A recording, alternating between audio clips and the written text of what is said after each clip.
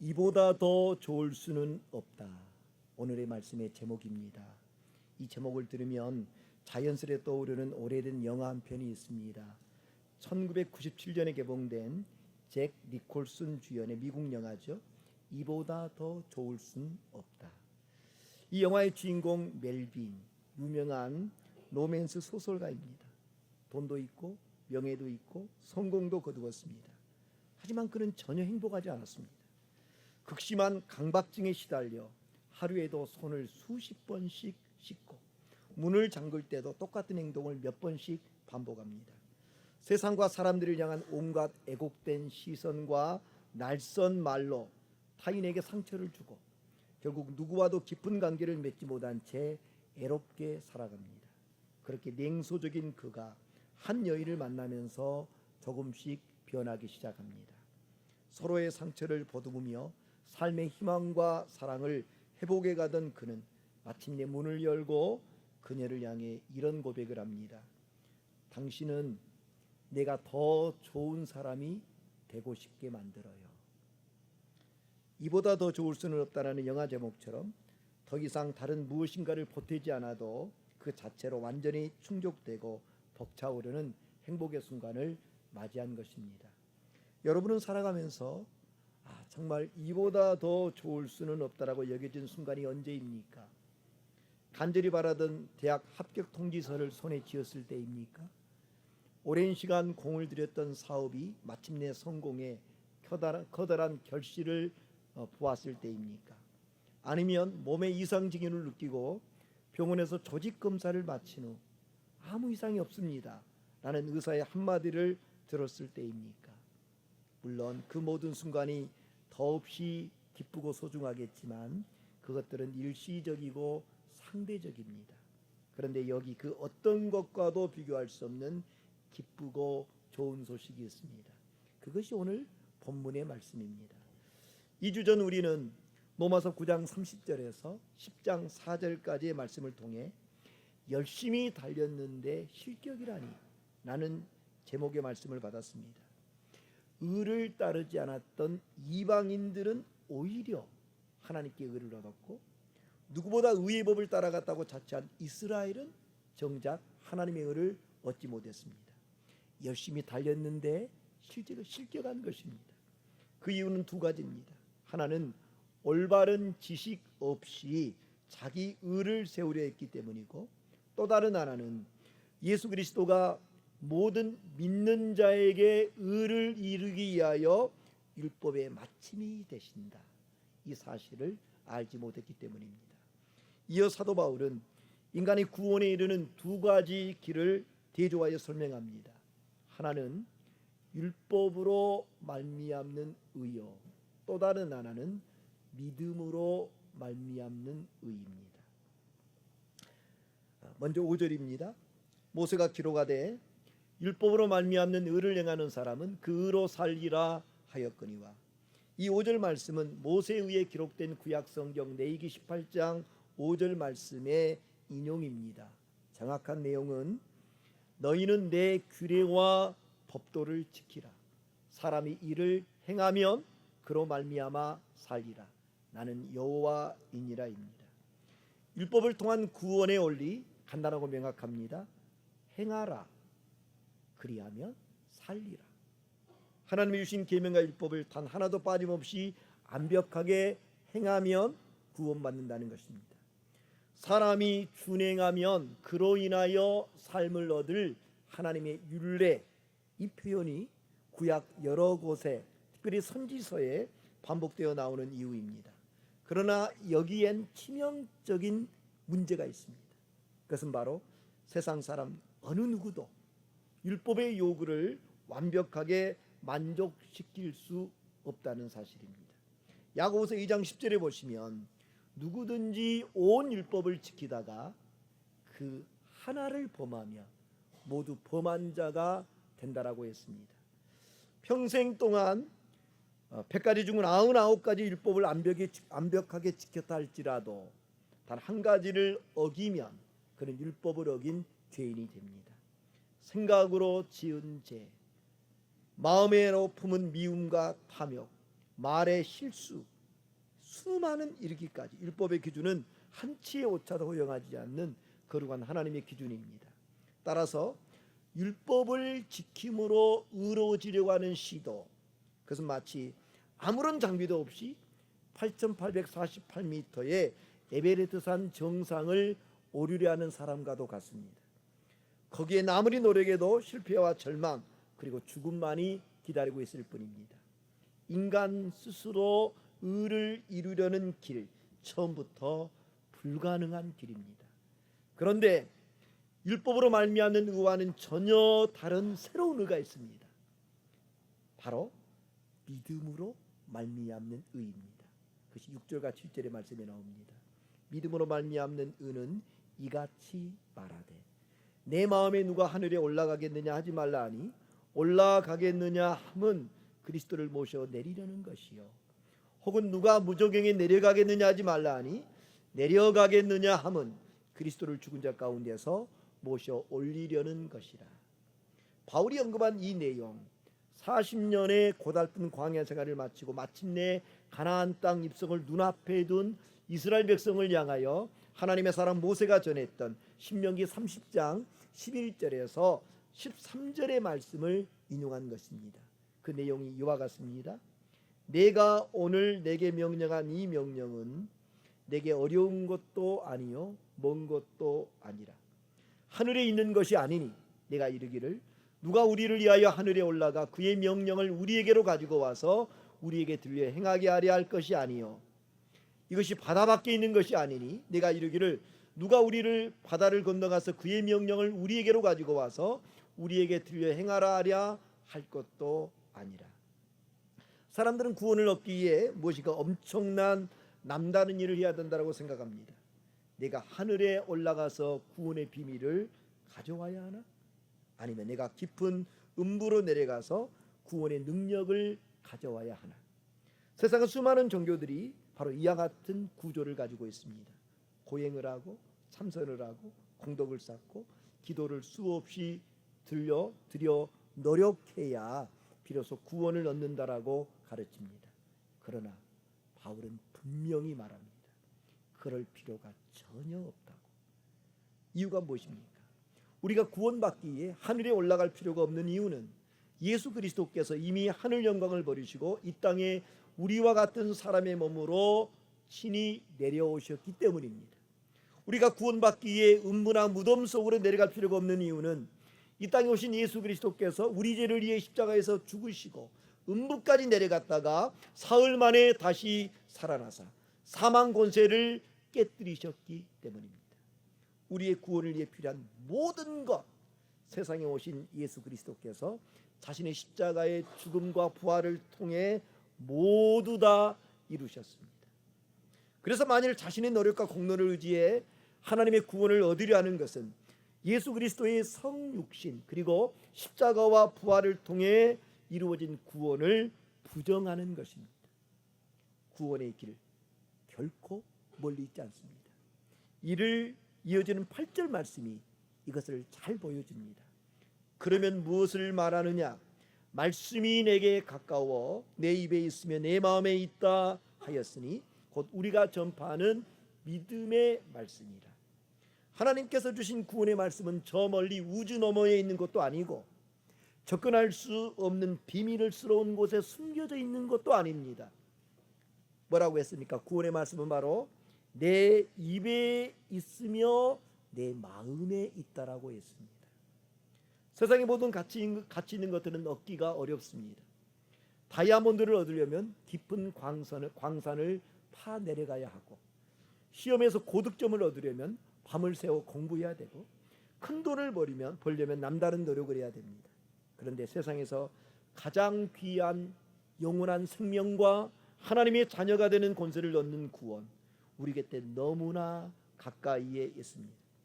가장 귀한 것, 하나님은 언제나 거저 주십니다. 우리가 숨쉬는 공기, 날마다 내리쬐는 햇빛, 갈증을 해소하는 시원한 물, 이 모든 것은 다 값없이 공짜로 주어집니다. 가치가 없어서가 공짜가 아닙니다. 만약 그 가치를 돈으로 매겨 지불해야 된다면 그 누구도 감당할 수 없기 때문이죠. 구원도 마찬가지입니다. 만약 우리가 무언가 대가를 지불해야만 얻을 수 있다면 이 세상에 구원받을 수 있는 사람이 얼마나 될까요? 그러기에 하나님께서는 그 귀한 구원을 값없는 선물로 주신 것입니다. 우리의 입과 마음에 가깝게 주셨습니다. 바울은 이것을 가리켜 곧 우리가 전파하는 믿음의 말씀이라고 했습니다.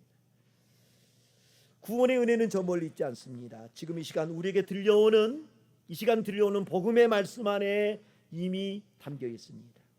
이처럼 하나님이 주신 구원이 결코 먼 곳에 있지 않고 다름 아닌 바로 우리의 마음과 입에 가까이 있음을 명백하게 증거하는 말씀이 바로 이어지는 9절과 10절의 말씀이죠. 우리 함께 한번 읽어볼까요? 내가 만일 내 입으로 예수를 주로 시인하며 또 하나님께서 그를 죽은 자 가운데서 살리신 것을 내 마음에 믿으면 구원을 받으리라. 사람이 마음으로 믿어 의에 이르고 입으로 시인하여 구원에 이르느니라. 아멘입니다. 이것이 바로 바울이 가는 곳마다 담대히 전한 믿음의 말씀, 바로 구원의 복음입니다. 너무나 귀하고 중요하기에 이 말씀 반드시 암송해야 됩니다. 이번 주 암송 구절입니다. 암송하기 힘듭니까? 눈에 잘 띄는 것에 좀 크게 써 붙여놓고 자주 보고 되뇌어야 합니다. 그렇게 늘 곁에 두고 묵상해야 될 이 9절과 10절의 말씀은 하나님 우리에게 주신 구원에 대해 세 가지 중요한 특징을 보여줍니다. 첫 번째로 구원의 단순성입니다. 하나님 우리에게 주신 구원은 눈이 부시도록 단순합니다.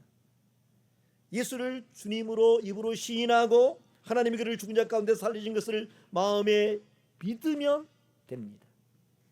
10절 말씀은 이를 다시 한번 확인시켜 주었습니다. 사람이 마음으로 믿어 의에 이르고 입으로 시인하여 구원에 이르느니라. 하지만 사단은 끊임없이 하나님의 이 단순한 구원을 복잡하게 만들어 우리를 뒤흔듭니다. 정말 믿기만 하면 구원받을 수 있다고? 너의 과거를 봐. 내가 지은 죄를 떠올려봐. 적어도 이 정도 헌신은 해야지. 이 정도 기도는 해야지. 이 정도 성경은 읽어야 하나님이 구원해 주시지 않겠어? 사단은 끊임없이 우리의 행위와 대가를 요구하며 다그칩니다. 그러나 오늘 바울을 통해 성경이 제시하는 구원은 전혀 복잡하지 않습니다. 예수님을 마음으로 믿고 입으로 시인하면 구원을 받습니다. 얼마나 단순합니까? 얼마나 단순하고 명쾌한지 오히려 사람들이 정말 믿기만 하면 구원을 받느냐고 반문할 정도입니다. 요즘 지속적으로 사회적 문제가 되고 있는 이단 신천지, 예수만 믿어서는 구원을 받을 수 없다고 가르칩니다. 그들은 구원을 얻으려면 자기들이 주장하는 이른바 비유풀이를 알아야 되고 지각을 사용해 인을 맞는 자가 되어야 되고 최종적으로 14만 4천 명이라는 구원받는 사람의 수에 들어가야 된다라고 주장합니다. 마음의 믿음과 입술의 고백으로 값없이 주어지는 하나님의 은혜로운 구원을 신천지는 특정한 지식과 행위적 노력을 통해 쟁취하는 복잡한 등급제로 변질시켜 버린 것입니다. 그러나 성경이 말하는 구원, 신천지가 주장하는 비밀스러운 지식이나 특별한 행위로 얻어지는 것이 아닙니다. 오직 예수 그리스도를 마음으로 믿고 입으로 주라 시인하면 누구에게나 조건 없이 주어집니다. 이러한 구원의 단순성을 명령백백하게 보여준 사건이 예수님 십자가 곁에 함께 못 박혀 죽어가던 한편의 강도입니다. 그날 예수님 양옆에는 두 명의 강도가 매달려 있었습니다. 두 사람 모두 죄인이었습니다. 둘 다 죽음을 눈앞에 두고 있었습니다. 그런데 이 두 강도가 십자가에 못 박힌 예수님을 대하는 태도는 동이 서에서 먼 것 같이 달랐습니다. 한편의 강도는 내가 그리스도라면 너와 우리를 구원해보라고 끝까지 예수님을 조롱합니다. 그러나 다른 한편의 강도는 우리는 우리의 행한 일에 상당한 보응을 받는 것이다. 정직하게 자신의 죄를 인정합니다. 그리고 예수님을 향해 예수여 당신의 나라에 임하실 때 나를 기억하소서라고 간청합니다. 예수님께 자신의 구원을 요청한 것입니다. 이 한편의 강도, 어떤 예수님께 자신의 구원을 요청했습니까? 죽은 자를 살리시고 병든 자를 고치시는 예수님이 아닙니다. 무리를 걷고 거친 파도를 말씀 한마디로 잔잔케 하시는 그 예수님이 아닙니다. 한 아이의 한 끼 식사에 불과한 오병이어로 5천 명의 무리를 먹이신 그 예수님이 아닙니다. 죄인으로 정죄받아 지금 자신의 눈앞에서 너무나 무기력하게 십자가에 못 박혀 죽어가고 있는 예수님입니다. 그런 예수님을 향해 예수여 당신의 나라에 임하실 때에 나를 기억하소서라고 요청한 것입니다. 남다른 기적을 본 것도 아니요 죽을 병에서 나은 것도 아닌데 그는 마음으로 예수님을 믿었습니다. 저분은 왕이시다. 저분 안에 하나님의 나라가 있다. 저분은 나를 구원하실 수 있다. 그리고 더욱 놀라운 것은 그 마음의 믿음을 마음속에만 두지 않고 모든 사람들이 보는 앞에서 자기 입으로 시인했다는 것입니다. 이런 강도를 향해 예수님께서 말씀하십니다. 오늘 내가 나와 함께 낙원에 있으리라. 바로 오늘 본문 9절의 말씀. 내가 만일 내 입으로 예수를 주라 시인하며 또 하나님께서 그를 죽은 자 가운데서 살리신 것을 내 마음에 믿으면 구원을 받으리라. 이 말씀 그대로 이루어진 것입니다. 구원의 길 복잡하지 않습니다. 너무 단순합니다. 예수님을 마음으로 믿고 내 입으로 시인하면 됩니다. 어느 목사님이 요양원에 계신 한 할머니 성도님을 신방했을 때의 일입니다. 그 할머니는 중증 치매를 앓고 있어서 자신의 이름도 자녀들의 얼굴도 기억하지 못하는 상태였습니다. 평생 쌓아온 지식도 도덕적 판단력도 다 흐려진 상태였습니다. 인간적인 기준으로 보면 신앙의 깊은 교리를 이해하거나 교회를 위해 어떤 봉사도 할 수 없는 무력한 상태였습니다. 목사님의 안타까운 마음에 할머니의 손을 잡고 조용히 속삭였습니다. 할머니, 예수님이 할머니 죄 때문에 십자가에서 돌아가시고 다시 살아나신 것 믿으세요? 그러자 놀라운 일이 일어납니다. 자신의 자식의 이름도 잊었던 할머니가 순간 눈빛이 맑아지더니 어린아이 같은 표정으로 그럼요, 예수님이 내 구주인걸요, 예수님이 너를 구원하셨어요 라고 분명하게 고백하는 것이었습니다. 그리고 얼마 지나지 않아 할머니는 세상을 떠나 하나님의 품에 안겼습니다. 만약 우리의 구원이 신학적 지식의 깊이나 기억력의 온전함이나 대단한 종교적 행위에 달려 있었다면 이 할머니 결코 구원받지 못했을 것입니다. 그러나 구원은 단순합니다. 지성이 무너지고 세상의 모든 기억이 사라진 순간에도 성령께서 마음속에 새겨주신 예수님은 나의 주님이시다라는 단순한 믿음 하나면 충분합니다.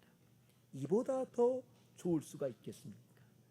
두 번째, 구원의 즉각성입니다. 즉각성. 오늘 본문 9절은 믿으면 구원을 받으리라고 선언합니다. 성경은 우리가 믿고 고백할 때 주어지는 구원이 언젠가 먼 미래에 조건적으로 이루어질 것이라고 말하지 않습니다. 어떤 시간적 유보나 지체가 없습니다. 예수 그리스도를 마음으로 믿고 입으로 시인하는 바로 그 순간 하나님은 우리를 의롭다 칭하시고 죄인에서 하나님의 자녀로 우리의 신분을 즉시 그리고 완벽하게 바꿔주십니다. 이것이 바로 주저함없이 임하는 구원의 즉각성입니다. 세상에서는 신분이나 자격을 얻기 위해 오랜 검증 기간을 거쳐야 됩니다. 회사에 입사해도 정식 사원이 되려면 몇 달간의 수습 기간을 거쳐야 됩니다. 한 나라의 왕이 되기 위해서도 수년간의 세자 교육을 받아야 합니다. 그러나 하나님의 구원은 내 행위나 노력이 차곡차곡 쌓여 이루어지는 점진적 발전의 결과가 아닙니다. 믿는 순간 즉시 이루어지는 영적 호적의 즉각적인 이전입니다. 우리가 마음으로 믿고 입으로 고백하는 그 순간 하나님은 우리를 어둠의 나라에서 그의 사랑의 나라의 아들의 나라로 즉시 옮겨주십니다. 이 일이 어떤 분들은 마음속으로 반론을 제기할지도 모릅니다. 예수를 믿고 난 후에도 제 모습에는 여전히 변화되지 않는 제 어떤 습관들이 남아있는데 구원이 어떻게 즉각적일 수 있습니까? 구원은 점진적으로 이루어지는 것 아닙니까? 라고요. 이 의문은 구원의 시작과 구원의 과정을 혼동하는 데서 옵니다. 예수님을 닮아가는 거룩함의 과정인 성화, 평생에 걸쳐 일어나는 점진적인 변화입니다. 그러나 구원의 출발점이자 신분의 변화가 되는 칭의, 의롭다 하심을 얻는 것은 우리가 예수를 마음에 믿고 입으로 신하는 바로 그 순간 단번에 완성되는 즉각적인 영적 사건입니다. 이 구원의 즉각성을 가장 생생하게 보여주는 사건이 바로 누가복음 19장에 나오는 여리고의 세리장 삭개오의 이야기죠. 당시 여리고의 세리장이었던 삭개오, 동족의 고열을 빠는 내국노이자 죄인의 대명사였습니다. 여리고의 모든 사람들이 그를 손가락질하며 외면했습니다. 영적으로나 도덕적으로나 삭개오는 구원과 가장 거리가 먼 사람이었습니다. 그랬던 그가 예수님께서 여리고를 지나가신다는 소식이 들려왔습니다. 이 삭개오가 예수님이 지나가시는 길목 돌감람나무 위로, 돌무화과나무 위로 올라갑니다. 그 모습을 예수님이 발견하고 삭개오를 향하여 이렇게 말씀하시죠. 내가 오늘 내 집에 머물러야 하겠다. 이 말에 삭개오 너무 감격해가지고 급히 내려와 즐거워하며 예수님을 자기 집으로 모십니다. 그리고 예수님 앞에서 자신의 소유 절반을 가난한 자들에게 나누어 주겠고 누군가의 것을 빼앗은 일이 있다면 4배나 갚겠다라고 고백합니다. 회개하고 예수님을 모시어 드렸다는 것을 보여주는 고백입니다. 이에 예수님께서 모든 사람이 보는 앞에서 삭개오를 향하여 말씀하십니다. 오늘 구원이 이 집에 이르렀으니, 오늘 구원이 이 집에 이르렀으니 이 사람도 아브라함의 자손인 이로다. 세리장 삭개오가 구원받은 하나님의 자녀가 되었음을 선포하신 것입니다. 여기서 놓쳐서는 안 될 단어가 있습니다. 바로 오늘입니다. 오늘. 예수님은 내일 혹은 장차 어느 날 구원이 이 집에 이를 거라고 말씀하지 않으셨습니다. 오늘 이 집에 구원이 이르렀다고 선언하십니다. 이 삭개오의 이야기는 하나님께서 우리에게 주신 구원은 수습기간이 전혀 필요하지 않다는 것을 말해줍니다. 그러므로 내가 지금보다 조금 더 거룩해진 후에 술과 담배를 다 끊은 후에 좀 더 착하게 살고 난 후에 예수를 믿겠다고 뒤로 미룰 이유가 전혀 없는 것입니다. 지금 이 순간 마음으로 예수님을 믿고 입으로 그분을 나의 주님으로 시인하면 삭개오의 집에 임했던 그 구원이 오늘 우리의 심령과 가정에 즉각적으로 임하는 것입니다. 구원은 우리의 착한 행위에 마일리지를 쌓아 교환하는 그런 상품이 아닙니다. 예수님을 믿고 시인하는 자에게 오늘 바로 주어지는 하나님의 전적인 은혜인 것입니다. 마지막 세 번째, 구원의 유일성입니다. 이렇게 단순하고 즉각적인 구원은 오직 예수 그리스도 한 분을 통해서만 주어집니다. 바울은 구원을 얻게 그 어떤 다른 이름이나 그 어떤 조건도 따로 제시하지 않았습니다. 뭐라고 했습니까? 내가 만일 내 입으로 예수를 주로 시인하며 하나님께서 그를 죽은 자 가운데서 살리신 것을 내 마음에 믿으면 구원을 받으리라고 했습니다. 오늘날 우리가 살아가는 시대의 강력한 사조는 종교다원주의입니다. 세상은 이렇게 말하죠. 산 정상에 오르는 길이 여러 갈래가 있듯이 기독교든 불교든 이슬람이든 착하게 살고 선을 행하면 결국 구원이라는 하나의 목적지에 도달하게 되지 않느냐고. 왜 기독교만 독선적으로, 왜 오직 예수를 믿어야만 구원받느냐고 고집하느냐고. 그러면서 기독교를 독선적이라고 날선 비판을 합니다. 그러나 성경은 구원의 유일성에 대해서만큼은 단 한치도 타협하지 않습니다. 왜 오직 예수 그리스도야만 하는 것입니까? 인류의 죄 문제를 해결할 수 있는 유일한 대속자는 오직 예수님 한 분뿐이기 때문입니다. 세상의 어떤 성인이나 어떤 종교 지도자도 인간의 근본적인 죄와 죽음의 문제를 해결하지 못했습니다. 오직 죄 없으신 하나님의 아들 예수 그리스도께서 이 문제를 온전히 해결해 주셨습니다. 교회사 속에서 나타난 이단들은 크게 두 가지 부류입니다. 하나는 예수님을 신이 아니라 단순한 인간으로 끌어내리는 것이고, 또 다른 하나는 예수님께서 인간의 몸으로 오신 사실을 부정하고 그의 신성만을, 하나님이라는 것만을 주장하는 것입니다. 그러나 성경이 증언하는 예수님은 참 인간이시자 동시에 참 하나님, 참 하나님이시자 동시에 참 인간입니다. 우리와 똑같은 인간이셨기 때문에 우리 죄를 대신하여 피 흘려 죽으실 수 있었고, 온전한 하나님이셨기 때문에 죽은 자 가운데서 다시 부활할 수 있었던 것입니다. 그러므로 예수 그리스도를 나의 하나님, 나의 주로 시인하지 않는 곳에는 결코 구원이 임할 수 없습니다. 사도행전 4장에 보면 나면서부터 걷지 못하던 일을 고쳤다는 이유로 베드로와 요한이 종교 권력자들에게 붙잡혀 신분 맞는 장면이 나옵니다. 그때 서슬퍼런 공회 앞에 선 베드로, 조금도 주눅들지 않고 성령이 충만하여 담대히 외쳤습니다. 만일 아픈 사람에게 행한 착한 일에 대하여 이 사람이 어떻게 구원을 받았느냐고 오늘 우리에게 질문한다면, 이 사람이 어떻게 구원받았느냐, 이 구절은 오늘 우리에게 당신 같은 사람이 대체 어떻게 구원을 받았느냐는 질문으로 바꿀 수 있겠습니다. 세상은 우리를 향해 궁금해합니다. 보잘것없고 연약한 우리 같은 사람이 어떻게 구원을 받고 천국의 소망을 갖게 되었는지 그 비결을 물어옵니다. 그에 대한 대답, 사도 베드로가 서슬퍼는 공회 앞에서 담대히 던진 선포 속에 담겨 있습니다. 우리 함께 한번 읽어볼까요? 다른 이로서는 구원을 받을 수 없나니 천하 사람 중에 구원을 받을 만한 다른 이름을 우리에게 주신 일이 없음이라 하였더라. 세상에 오늘 우리에게 당신 같은 사람이 어떻게 구원을 받았느냐고 질문한다면 여러분은 뭐라고 대답하겠습니까? 그때 망설임 없이 우리가 담대하게 해야 될 고백이 있습니다. 오직 예수를 내 삶의 주로 시인하고 마음의 믿음으로 나는 구원을 받았습니다. 세상은 우리에게 더 복잡한 자격과 스펙을 요구할지 모릅니다. 내가 과연 구원받을 만한 자격이 있느냐고 다그칠지 모릅니다. 하지만 복음은 명확하고 단순합니다.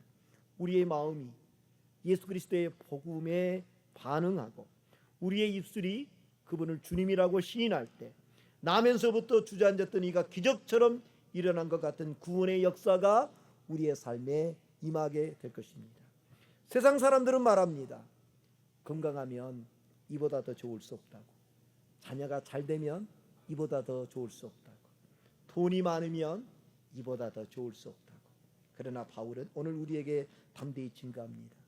예수 그리스도를 통해 죄 사함을 받고 하나님과 화목하게 되어 영원한 생명을 얻었다면 이보다 더 좋을 수는 없다라고. 하나님께서 예수 그리스도를 통해 우리에게 베푸신 구원은 단순합니다. 즉각적입니다. 그리고 유일합니다. 정말 이보다 더 좋을 수는 없는 것이죠. 이를 일상 속에서 마음껏 누리며 살아가는 우리 모두가 되기를 주님의 이름으로 축원합니다. 기도하겠습니다.